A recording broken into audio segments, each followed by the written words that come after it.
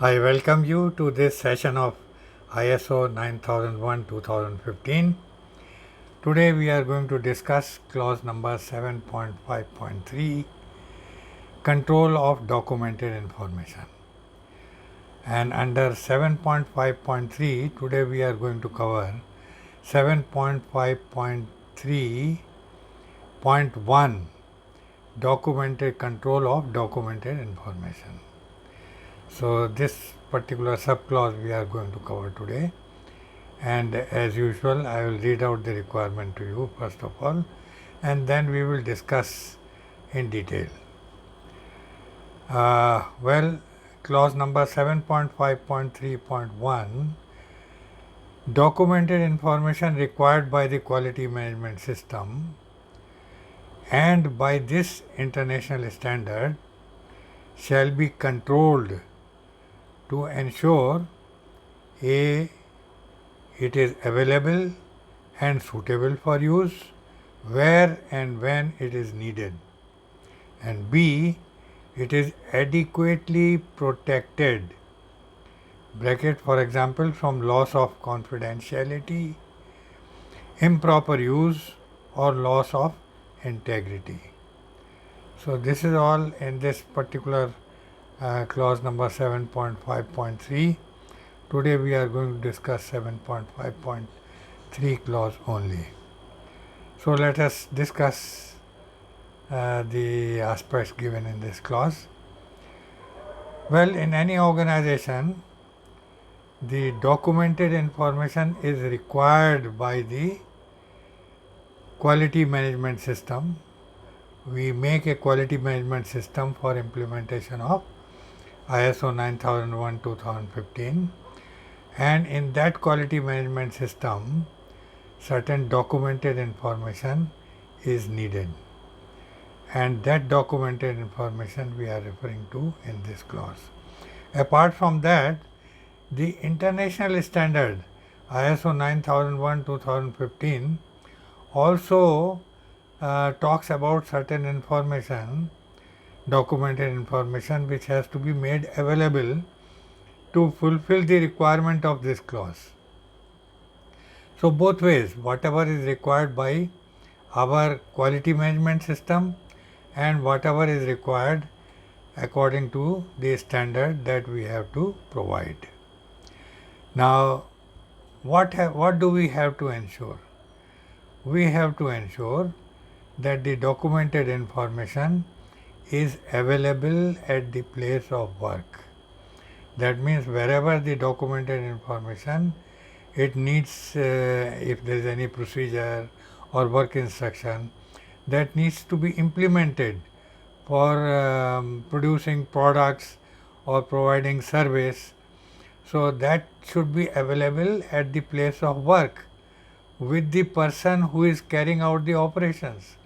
That means with the person who is responsible for producing the product or the service that he is providing to the customer, and it has got to be suitable for use, so that in any case when we are documenting the information, we are ensuring that whatever we are documenting is suitable for use. It is verified and checked and reviewed at different levels and then approved by the competent authority. So it is definitely going to be suitable for use if we are doing that much exercise before releasing the documented information. And where and when it is needed, it should be available to the people. So the responsibility of making it available normally lies with the system coordinator.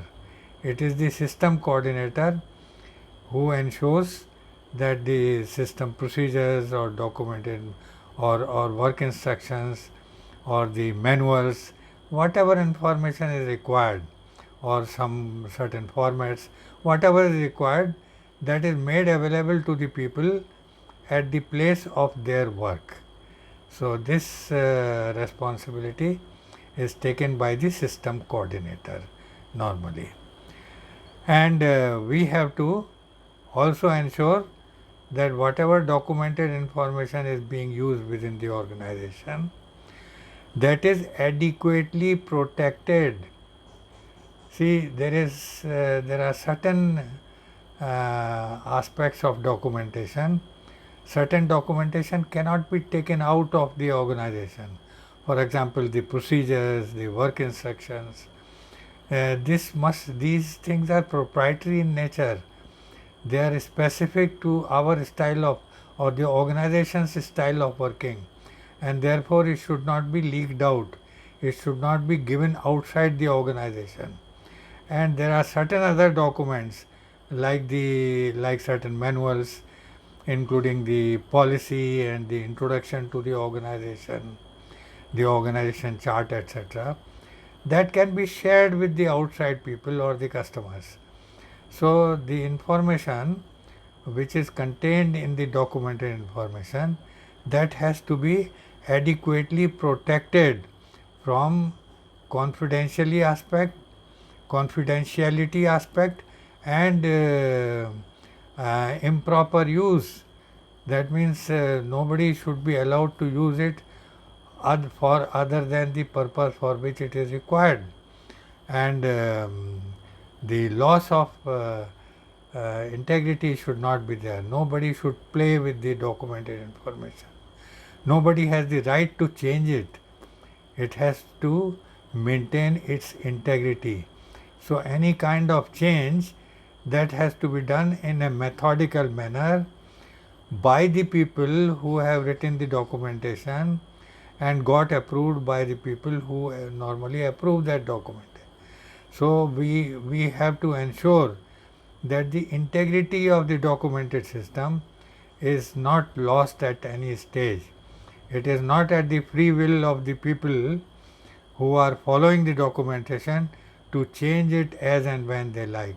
No, the changes, if any, a request can be made, and then the appropriate authority who wrote down that procedure or work instruction, only that authority is supposed to review it from the request angle, and if necessary make changes whatever are required, and then only it will be able to maintain its integrity.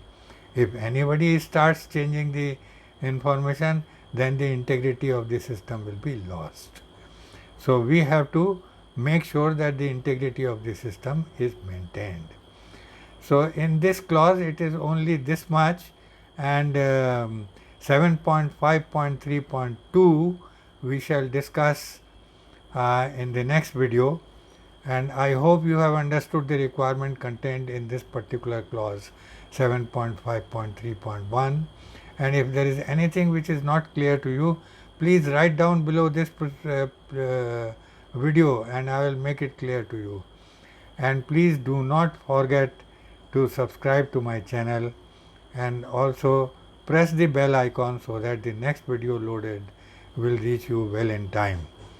And if you like my videos, please give me a thumbs up, give me a like, and also share my videos with your friends and colleagues. So thank you very much, and see you next Sunday. And next Sunday we will discuss clause number 7.5.3.2. Okay, bye bye, see you.